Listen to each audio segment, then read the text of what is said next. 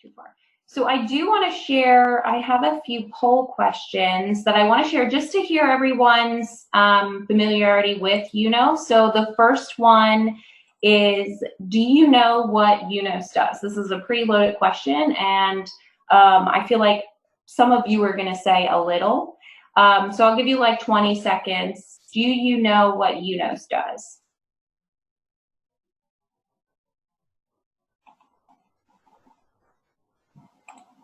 Okay, so I'm going to share the results. So this one was about 75% said a little. So hopefully you'll leave today having learned a little bit more, and the same for those who said not at all. So the next poll is going to be, this is an interesting one. So do you know what UNOS stands for? I specifically did not say that when I introduced it because I didn't want to give it away. So do you know what UNOS stands for? Oh, I guess this one was too easy. Okay, so 100%, oh, almost 100% said the correct answer. So United Network of Organ Sharing. Oh, wait, I didn't share it. Okay, so everyone pretty much got that one right. So the last poll is, this might be a tough one. So when, and I actually got this from their website because I also didn't know this. So when was the United Network for Organ Sharing database developed? A great follow-up question would be what actually happened before the database, but that's too hard.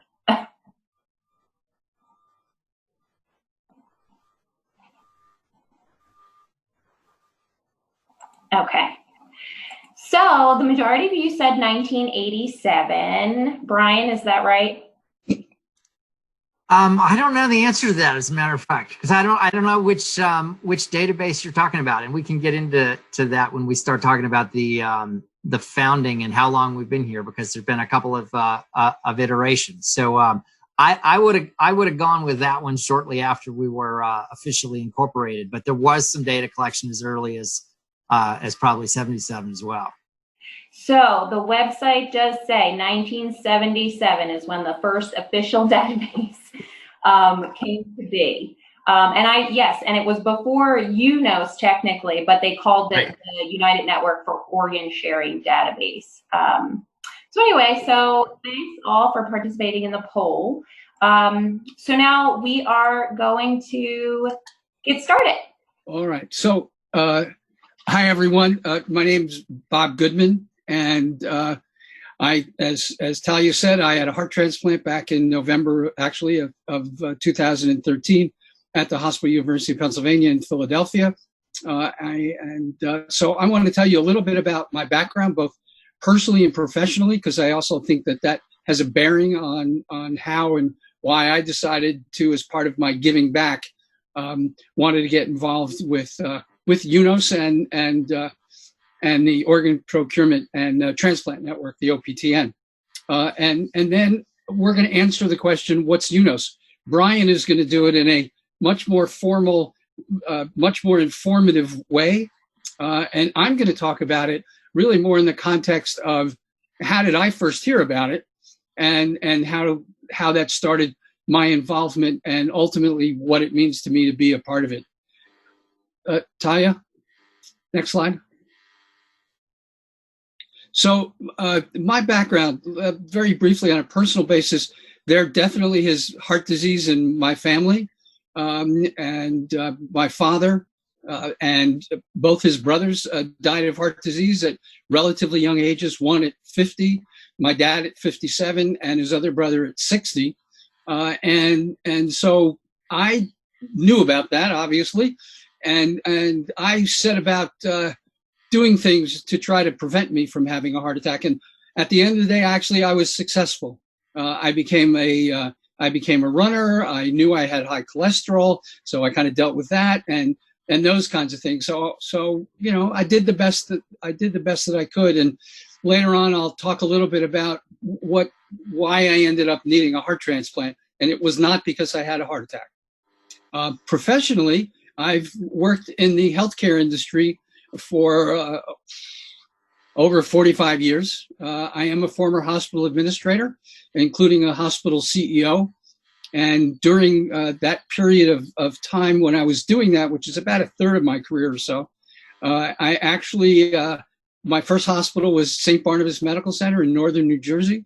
And among other jobs at one point during the 77 to 79 timeframe, I actually was a dialysis and kidney transplant administrator. Who knew I'd need a transplant down the road? Clearly not me. And then subsequently, when I came to the Philadelphia area, I grew up in North Jersey and live in South Jersey. I went to work at Albert Einstein Medical Center in Philadelphia. Many of you on this call are aware of Einstein because many of you, I think, are from the Delaware Valley. And one of the things that I did as one of the C-suite administrators back in the 84, 85 timeframe was I was the senior person to help champion getting a liver transplant program approved for Einstein. We had to get the board approval of the hospital, and we also had to get the Commonwealth of Pennsylvania. I worked very closely with a surgeon who was a very, very dynamic individual.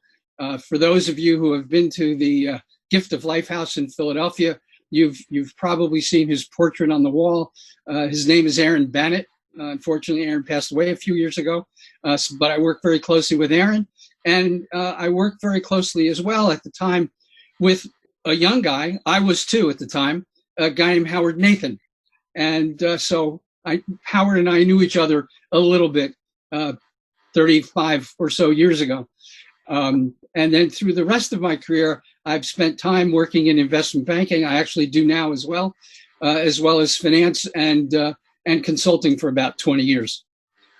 I'll talk a little bit more about some of this, how this came about, but I want to just share with you what I refer to as my giving back activities. I am on the Hospital University of Pennsylvania's Patient and Family Advisory Council, and I've been a member since November of 2014. Being a member of the Patient and Family Advisory Council has an absolute bearing on how I became involved with UNOS. I am also a member of the Philadelphia chapter of TRIO and have been since 2015. I am also involved in the American Heart Association in central and southern New Jersey. I've been a board member for a couple of years or so, and starting July 1st, I will be chairman of the board for that region. It's about 12, I think it's 12 of the 21 counties in the state of New Jersey. And then as a little sideline, I'm a little bit involved with the OPTN and UNOS, and I'll tell you a little bit more about that as well. Talia, can you move this forward? Thanks. So question for me, I think is a good one, is why did I need a heart transplant if I've never had a heart attack? I developed, or whatever you want to call it, bradycardia back in 2008, which is very low heart rate. No one knew why. No one even tried to find out why, per se. But it did result in me getting a pacemaker. I was in pretty good shape. I was a marathoner and half marathoner and all that. And so my heart rate was usually about 58 or 60. 30 is not a good thing. And so that's about where I was. And after a very long and drawn out and difficult time period that lasted roughly 5 years or 4 years or so, I was transferred to the Hospital University of Pennsylvania to see a particular electrophysiologist who had experience doing ablations that some of you may be familiar with, not only through the traditional method of through the groin, but also through the chest, because I had a lot of uncontrollable, key phrase, electrical activity in and around my heart. And the only way to get to around your heart is actually through your chest. And he was not successful in controlling that electricity or electrical activity. And so he said, I think you have cardiac sarcoidosis. And of course we said, what's that? And he said, oh, it's an autoimmune disease. And I said, how did I get that? And he said, it's idiopathic, which means that people do not know, the medical community does not know how people get this disease. So if you don't know if you don't know how people get it, it's really hard to treat it. It's extraordinarily rare. Sarcoidosis in and of itself is very rare. It can affect any organ in your body. And when it's cardiac only, you're extremely rare. I am what's referred to as an interesting patient. Not a particularly interesting guy, but an interesting patient, which is something you never, ever, ever want to be. And since it is so rare, they often don't consider it, and it is difficult at times to diagnose. It did result in me having heart failure, and I was ultimately admitted to the hospital at HUP in early part of November of 2013, and they said to me, "You are not going home without a new heart." I did not really get an opportunity to absorb what that meant. I eventually did, but I was home and had the transplant. So I had end-stage heart disease, and I was considered a status 1A, E being exception. I was put on the transplant list on a Tuesday, was upgraded, so to speak, on Wednesday night, and Saturday night, nurse came in and said, "We found you a heart. It's being flown in from Georgia. So if any of you see me with a Georgia baseball hat on, that's the reason. Not necessarily because I'm such a big fan of the Georgia Bulldogs, although they are a great football team." And so I had a transplant essentially 3-4 days later. And it's been a heck of a ride. So on with what is UNOS. Ryan, back to you, my friend. Thanks. I'm going to take a few minutes to describe sort of what. Can we go back to the previous slide? There we go. Describe what UNOS is, where we come from, why we do the work that we do, and I'll conclude my part with how you can get involved, and then we'll go back to Bob, and he can tell you a little more about his experience as a board member and committee member for UNOS. So UNOS is a nonprofit in Richmond, Virginia.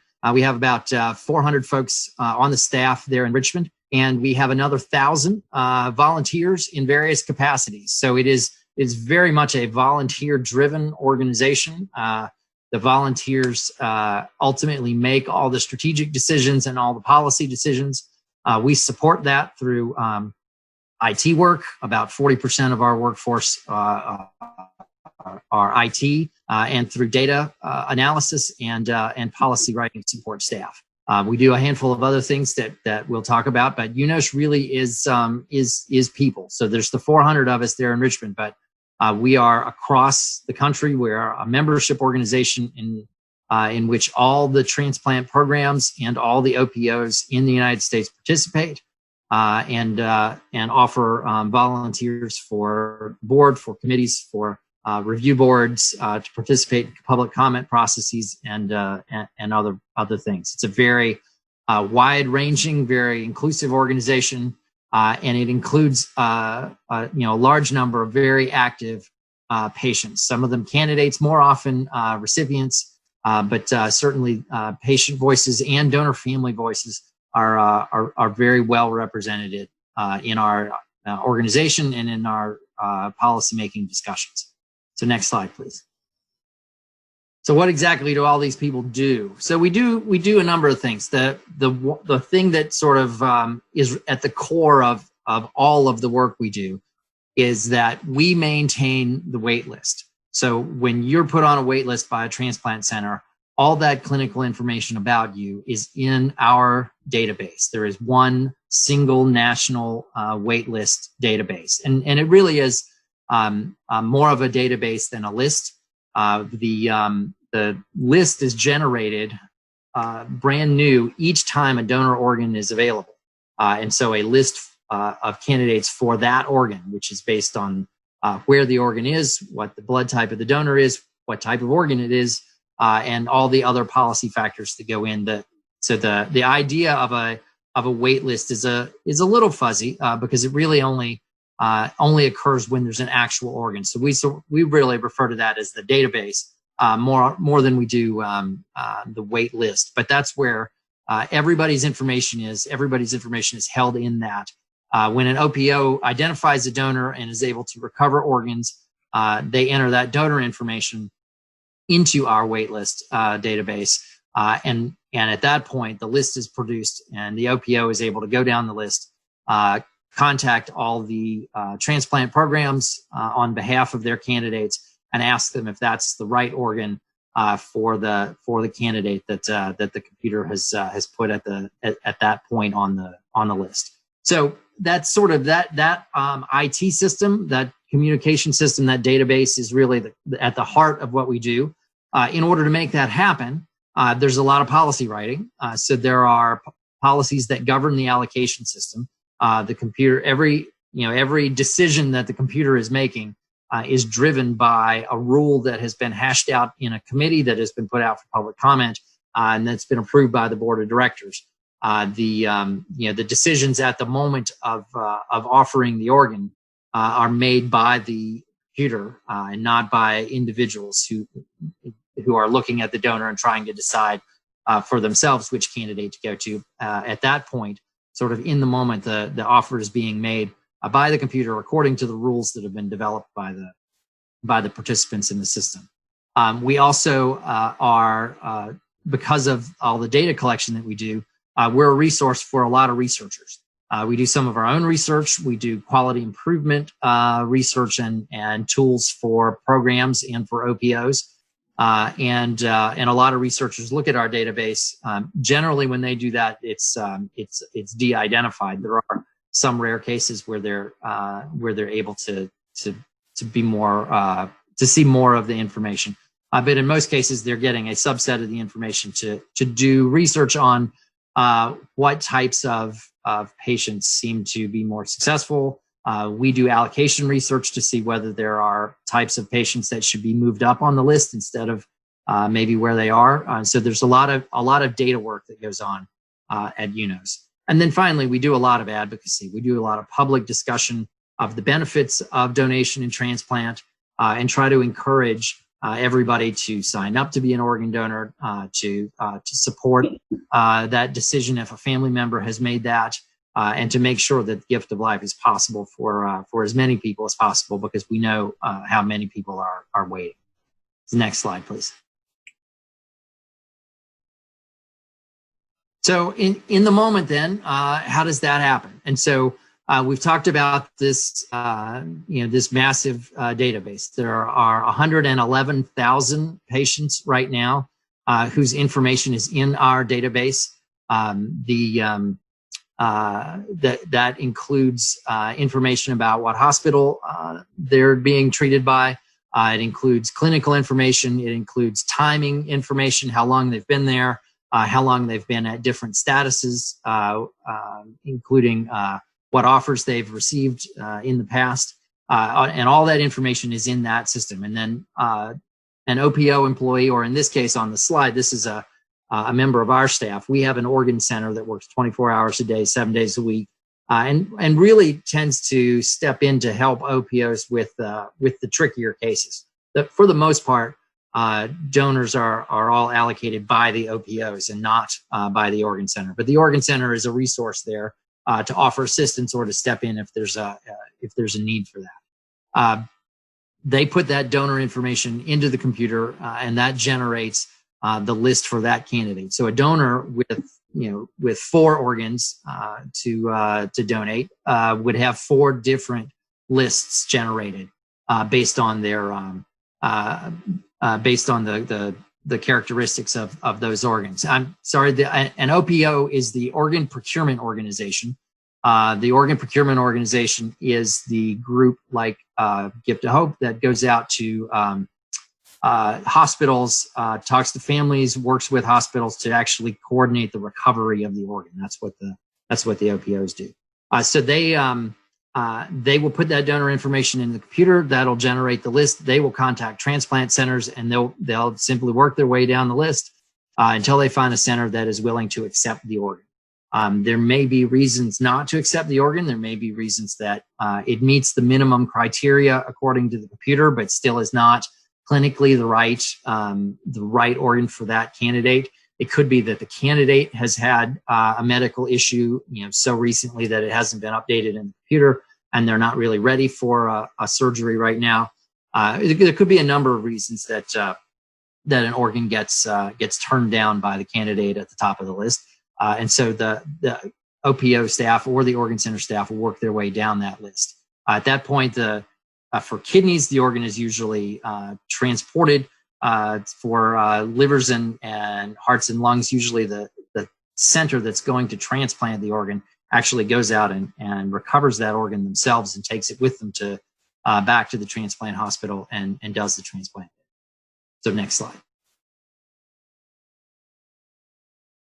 So that makes this list generating process pretty all important to the candidates that are on it. So how do you, as a candidate on the wait list, know that that the list is done right? How do you know who's doing it? How do you get to be a part of the process that makes those rules? So all of this is done very transparently. We have a website that I'll mention in a minute that has all the proposed rules on it. We do that twice a year. There aren't any out right now, but there will be in August and September. That has all the proposed rules for anyone to read and comment on. Committee meetings are open to people to call in and listen to.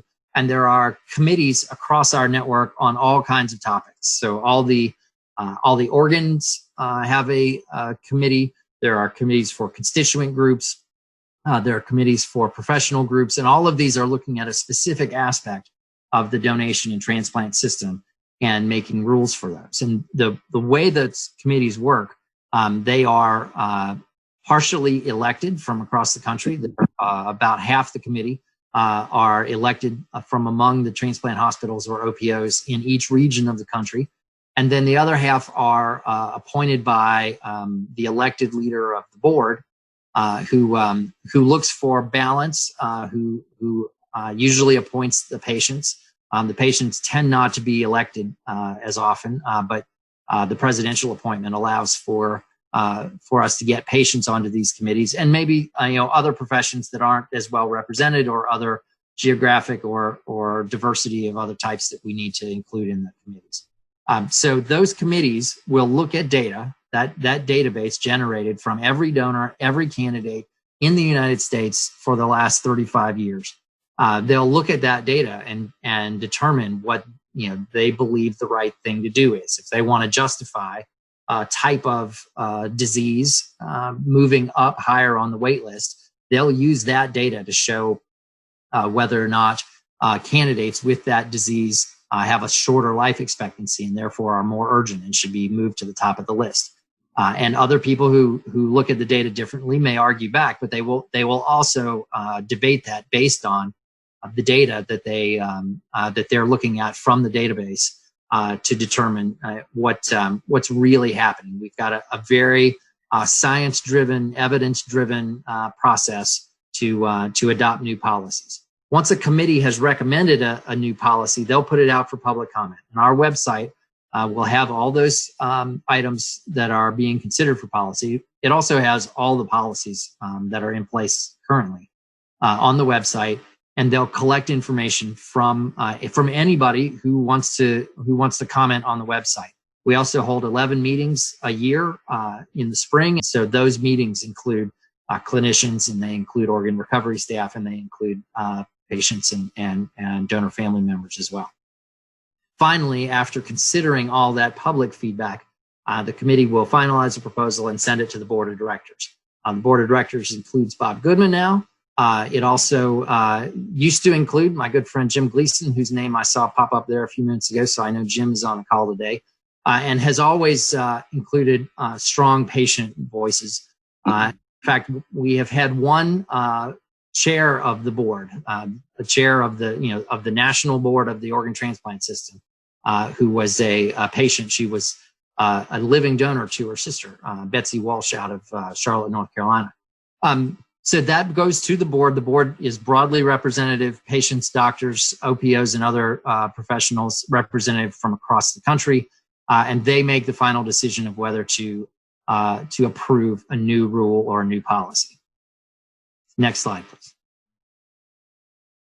So how do you get to find out more about this? Well, Bob sort of hinted that there were that there's sort of two roles here. UNOS is the nonprofit organization that employs that staff, that recruits the volunteers, that really does the work. The Organ Procurement and Transplant Network, the OPTN, is another name and another acronym that you'll hear a lot. The government allows a nonprofit, and at this point, and in fact, so far, at every point, it's been UNOS. But the government chooses a nonprofit to be the Organ Procurement and Transplant Network. And that's where we get our authority to make the rules from. In 1984, the government decided that a bunch of different regional approaches and a bunch of sort of unconnected ones without government oversight was not the best way to do it, and created a single national network. But at the same time, they thought that national network should be in the private sector and not be a government agency. And so every 5 years or so, they offer a contract out to be the Organ Procurement and Transplant Network. And UNOS bids for that contract. And often there have been other bidders for that contract, but we have been successful so far, I think, based on our experience and our outcomes. So there, you can find most of the policy information on that OPTN webpage, and you can find a lot of advocacy information, patient information, more general how does transplant work kind of information on the UNOS webpage. Next slide, please. So the big question is, how do you get involved? And there's a couple of ways to do that. There's really a lot of ways to do that. The easiest way is to read the website and offer a public comment. You don't even have to leave your living room for that. You can come to a regional meeting when they're in your area, and the regional meeting schedule is on both of those websites. If you want to do a little more than that, UNOS ambassadors are the way in for a lot of people. We help with speaking events. We'll give you materials and talking points and advice on how to help spread the word about donation in your community. And you can participate in a lot of ways as an ambassador, and that's we can help support probably an infinite number of ambassadors, and that is a lot of people's sort of first entry point to the UNOS system. Next slide, please. To be on one of those national committees, those are a little harder to get on because they're just not as many spots. But they are broad-based. We are always looking for new patient and donor family participants and getting them involved on the committees and on the board. There are 20 committees, as we showed in the slide a couple of slides back, and the board of directors is 1/4 patients and donor family members. So there are lots of spots for patients to participate in this way. We're looking for folks at this level who have been involved in some way. It doesn't have to be with us. It could have been through an organization like TRIO. It could have been through the OPO. It could have been a lot of different ways. But this is a step up. This is a more advanced role in the community. But this gives people an opportunity to make a direct impact in the way that that committees make their decisions and in what the policies are ultimately that drive how transplants get allocated. Next slide. I think we're going back to Bob now to talk about his own experience as a committee and board member. Thanks, Brian. Am I up? Yeah. Tanya? Yeah. Okay. So I mentioned earlier that I have been a member of the Hospital University of Pennsylvania's Patient Family Advisory Council, PFAC as we call it, as many people call it. And at my first meeting in November of 2014, we all go around the table telling everyone, who we are, what our backgrounds are, why we're there, that sort of thing. And at the end of the meeting, some guy comes up to me and says, "Hi, my name's Jim Gleason." And I said, "Hi, Jim, how are you?" He said, "You'd be perfect for UNOS." So I said, "What's UNOS?" and that's how my what's UNOS is defined for me. And as a result of spending a fair amount of time with Jim and some others from UNOS, I decided to throw my hat in the ring. They asked that if I would be interested in becoming an at-large member of what's called the Membership Professional Standards Committee, the MPSC, which is basically a quality assurance program in many ways anyway.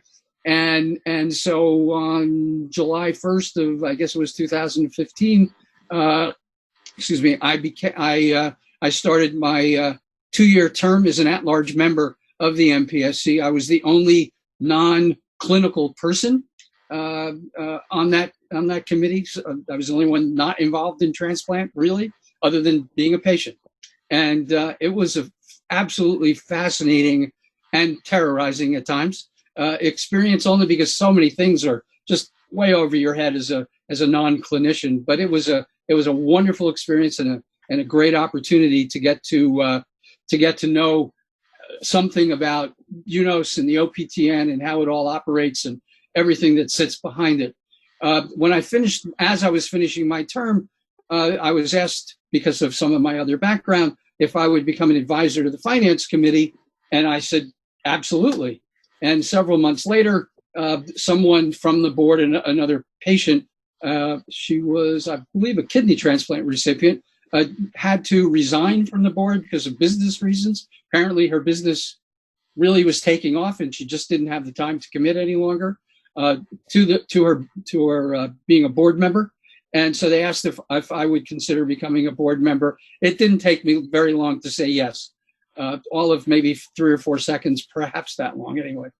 And so in December of that year, I guess it was 2017, 18, I became a board member, and I've been a board member ever since. A bit over a year ago, or maybe a year and a half or so ago, I was asked to consider becoming the treasurer of UNOS, which carries with it being the chair of the finance committee, as well as remaining a board member and being on the executive committee and the corporate affairs committee, which is just UNOS only. The others are both the OPTN and UNOS.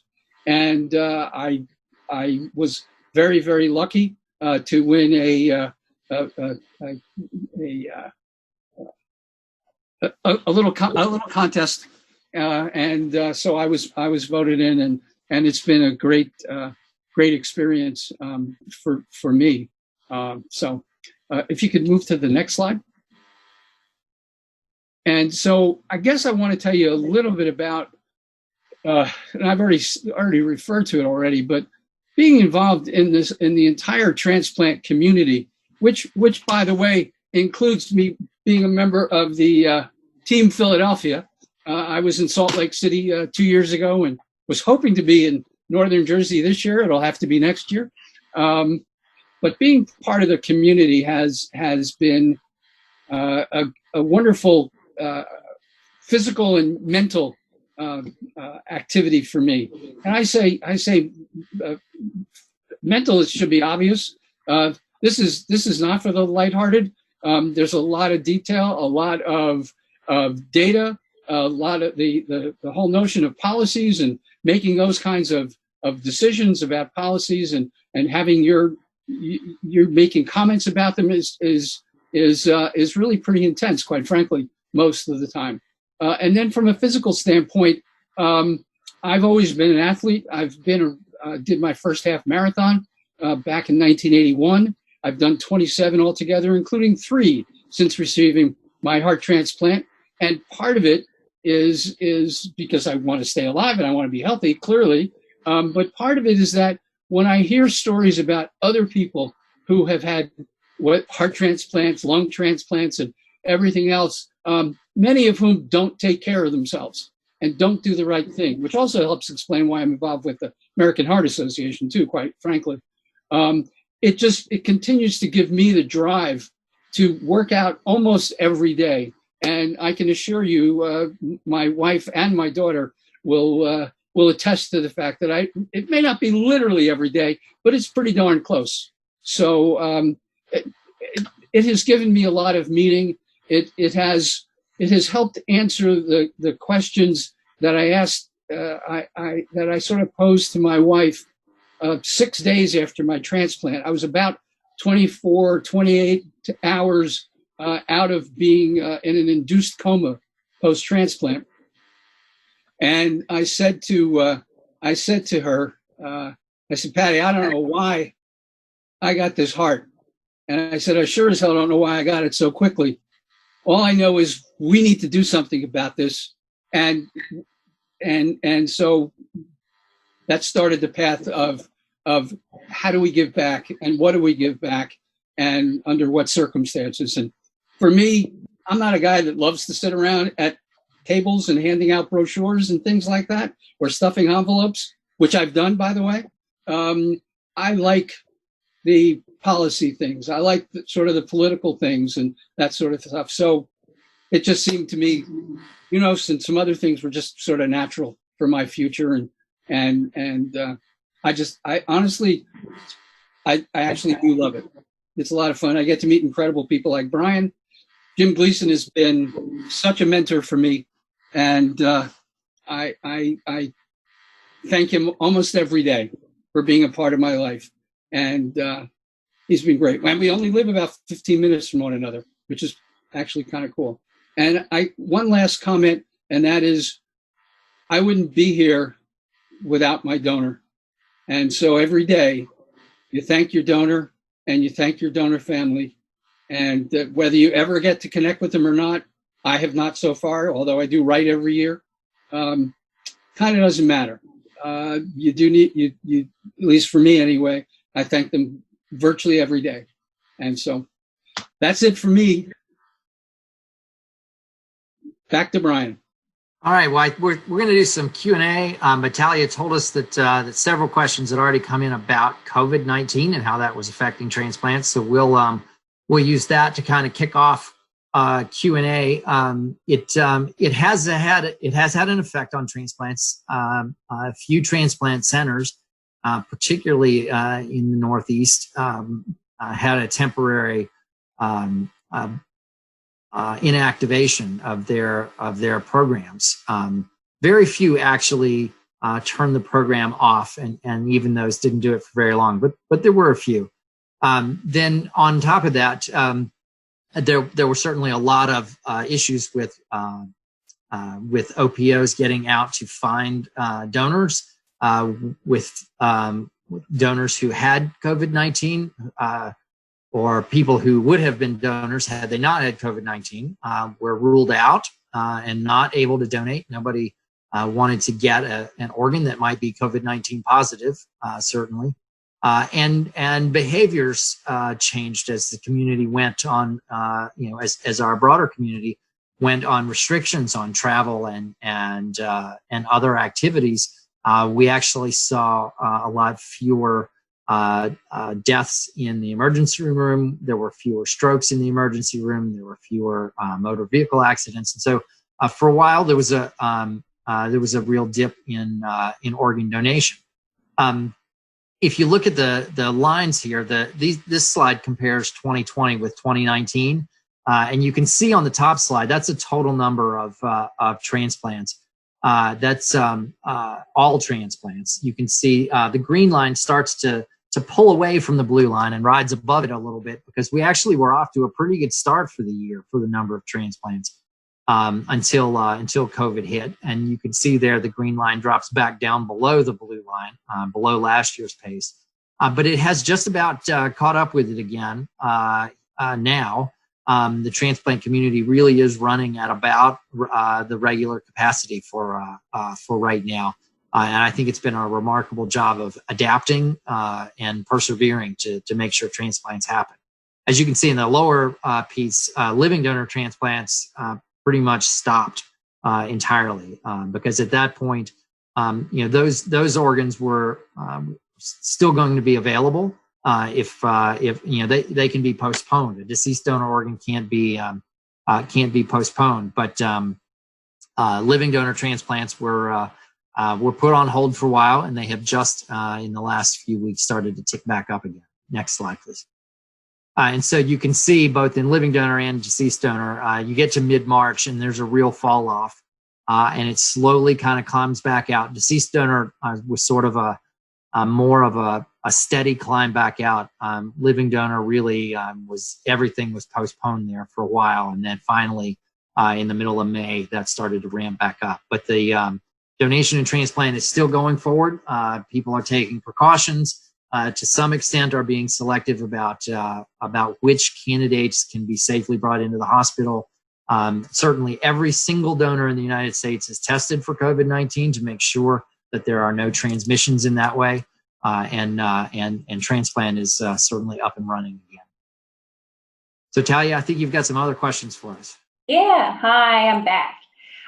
So we have a few questions that people emailed ahead of time. So we're going to try to go through a few of those before we get to the questions that people submitted. The first one was, should people get listed in multiple places, and why are the lists, like the wait times, different in different areas? Sure, I can take a crack at that. So a patient has the right to list wherever they would like to go, and at any transplant center that thinks they're a good candidate and is willing to list them. So a patient who wants to list in more than one place is certainly welcome to. The past policies were more geography specific than the current policies are, and so in some places there were wait time differences. In some places there still are. Some wait time differences in New York City, for example. Wait times tend to be higher than they are in Philadelphia, and there are other parts of the country where some of those discrepancies exist. So in those cases, it could be possible that a patient would list in a second place in order to have an additional chance at getting transplanted. It's also entirely possible that the patient has a specific condition that they think there is a specific hospital somewhere that would be better at treating that condition and supporting them, keeping them as healthy as possible until the transplant is an important part of your transplant care. And if you were to choose another hospital because of their specialized skill in whatever condition has put you on the wait list, that could be another reason that somebody might want to list at a second hospital. Okay, thank you. And two other questions. If someone has already had a transplant and they need to be retransplanted, will that affect their spot on the list? No, the wait list is generally urgency driven. And so aside from kidney, which is primarily wait time, but the other organs are all driven on some calculation of how long the candidate will survive without the transplant. And the attempt is to get the organ to the candidates that are most urgent, because in theory, then we have more time to find a donor for the others. So if you have had a transplant before, that is not a barrier to being on the wait list. The wait list policies really don't distinguish. Now, you could be more sensitized, meaning that it's more difficult to find a match because your chemistry could have changed some with the first transplant, and it could be more difficult to match you, and that could increase your waiting time. Depending on why the transplant failed, it could be that the transplant hospital no longer thinks that transplant is going to be successful for you. So that is possible.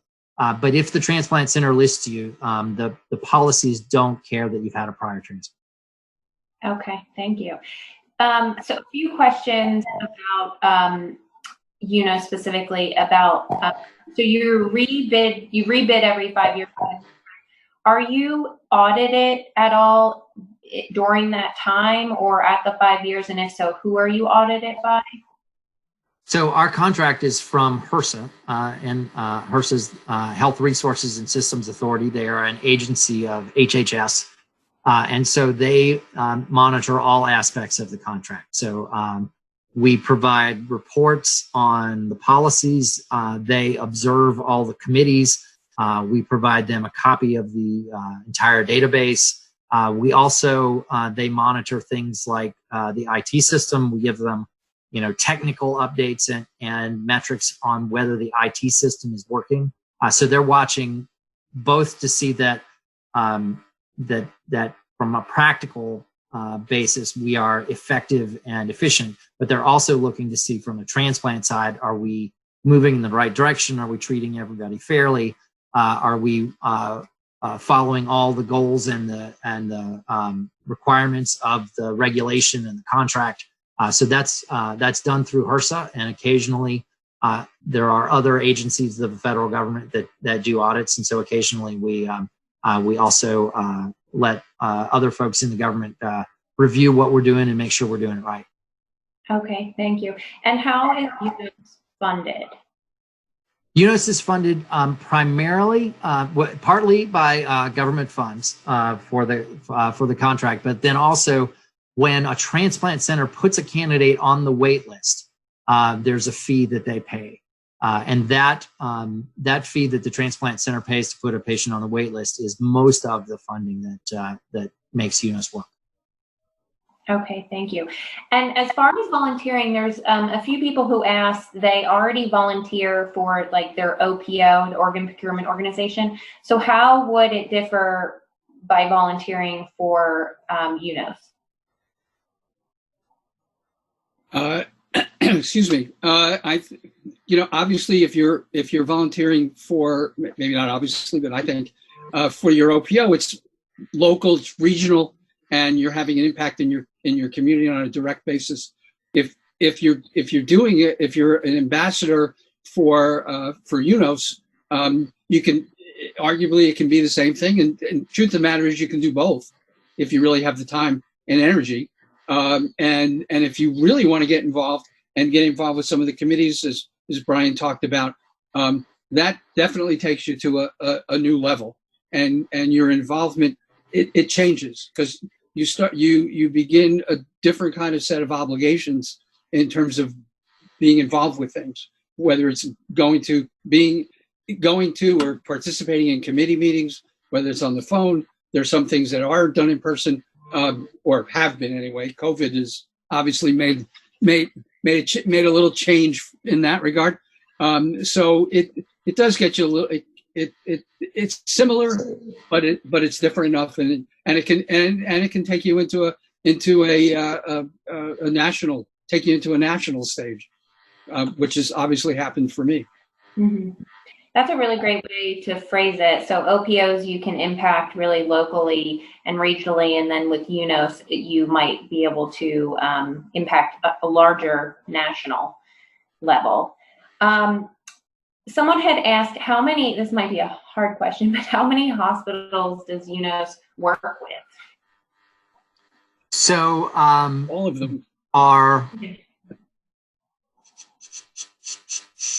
me make sure I get it right. There are about 700 transplant hospitals, including some of those are kidney only. The number starts to get smaller when you start talking about the other organs. And then of course, the organ procurement organizations, the folks doing the recoveries, they're actually out there interacting with every single hospital in America, because every hospital would be a donor hospital. So the OPOs are dealing with everybody, and then we have a smaller list of the hospitals that do the transplants that we interact with most directly. Mm-hmm. Okay, thank you. So a few more people have a question about the list, which probably could be its own webinar, because I know there's a lot that goes into the quote unquote list. But there've also been quite a bit of like policy changes regarding wait times, or not wait times, but like where organs can be from the donor to the recipient. Can you just talk a little bit, as briefly as you can, about that, and if there are ways that people can find out more about the policy changes regarding specific organs? Sure. If you go to the OPTN website, there is a section about policy. It's one of the headers on the page, and the policy initiatives page has some good information about geography. The UNOS website has information about geography as well. The impetus for the changes in geography was to make sure that we are allocating to the sickest patient that it is practical to get the organ to. We wanted to have a very patient-driven system and make sure that that we were not limiting the system by accidents of geography, and we were actually going as far as we were looking as far as the organ could be practically transported in order to find the patient who is the most urgent. So we have gone from an older and outdated map that was based on the early days of the system, where there were certain relationships between OPOs and hospitals, where there were sort of regional sharing networks that grew up themselves before the federal government decided it was time for a single national network. When the lists were much shorter, and when we were not able technologically to move the organs as far. So the old way wasn't wrong, but we had outgrown it.